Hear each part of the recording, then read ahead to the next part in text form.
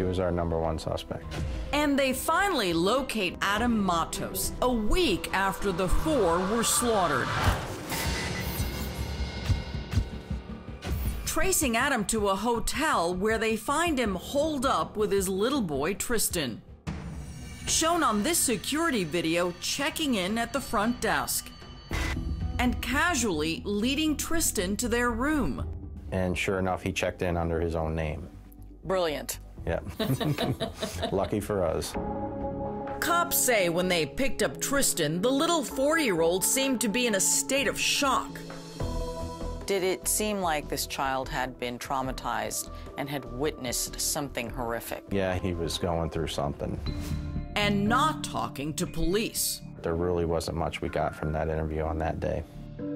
But police take the child's father into custody, hoping to get more information out of him. He was very calm. He didn't put up a fight or anything. Cunning detectives don't let on that they've found the bodies of Megan, her parents, and her new man, Nick Leonard, hoping they can trip Adam up. I never mentioned anything about the homicides or that we found people deceased. Instead, detectives tell Adam he's being arrested on domestic violence charges stemming from that first frantic 911 call from Megan. Detectives ask Adam who he would like to care for Tristan now that he can't. Obviously, you know, we would like him to go back to Megan. Do you know if that's going to be possible? I would know. Okay. About Megan's parents. Can they stay with them maybe?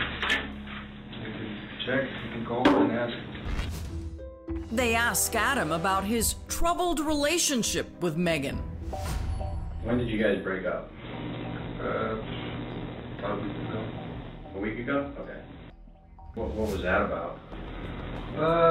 Just a bunch of drama, you know. Adam denies he attacked Megan in a jealous rage the night she called 911. Do you know if she was seeing anybody else? But he admits they got into a loud argument after Megan arrived home near dawn. Well, her mom came out and she told me to leave and I left. It isn't until he's locked up on domestic violence charges that Adam learns detectives had fooled him and had actually found the bodies of the Brown family and Nick Leonard a week earlier. You didn't know that everybody had been killed up in Hudson? No, I didn't know. Adam says he was shocked. What do you think about that? I mean, It's hard to believe. You know, I can't believe that, you know, I'm hearing what I'm hearing from people. It just doesn't make sense. And in this videotaped jailhouse interview with a Tampa Bay Times reporter, Adam says he'd never kill Megan and her family. I just have to ask this question like super bluntly. Did you kill those 4 people? No. What do you think happened? Honestly, I couldn't tell you. And off camera, with detectives present, Adam would drop a bombshell, pointing the finger of blame at a jealous ex-girlfriend of her new boyfriend, Nick Leonard. We did find that there was an ex-girlfriend of Nicholas Leonard that we wanted to talk with. Suddenly, detectives had yet another possible suspect. So obviously we had to go ahead and look into that ourselves. And they would discover that the ex, an allegedly obsessed married woman, might indeed have had a fatal attraction. There were some indications that she was having issues with Nicholas Leonard. She stalked him for 5 years. Stalking him for many years. His ex-girlfriend was crazy. She would do anything she could to try to ruin any relationship that he tried to have with anyone. Perhaps even commit murder, according to Nick's family, who say the ex actually hacked into his phone, calling and warning off any other woman whose numbers happened to be on it. She did it frequently. Very frequently.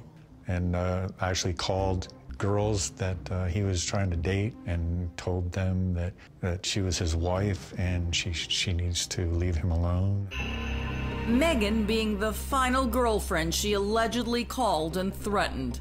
So I ended up talking to Megan for probably a good half hour, just telling her, you know, that my brother was a good person and he just had this crazy ex-girlfriend that wouldn't disappear.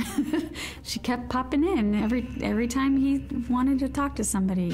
Now Megan's little boy Tristan holds the key to the case as the only witness who can tell police who really murdered his mother, her new boyfriend, and his grandparents. And it's believed that he may have seen or at least heard the murders. Yes, definitely.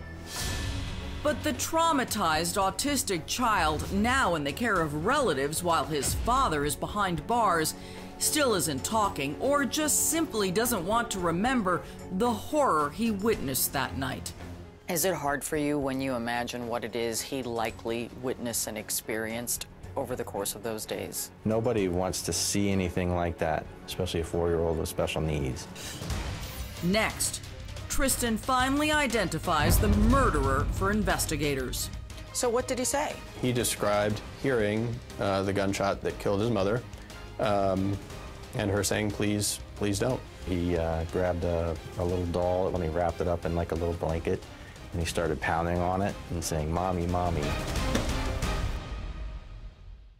But detectives had been suddenly sidetracked after Adam pointed them to another possible suspect.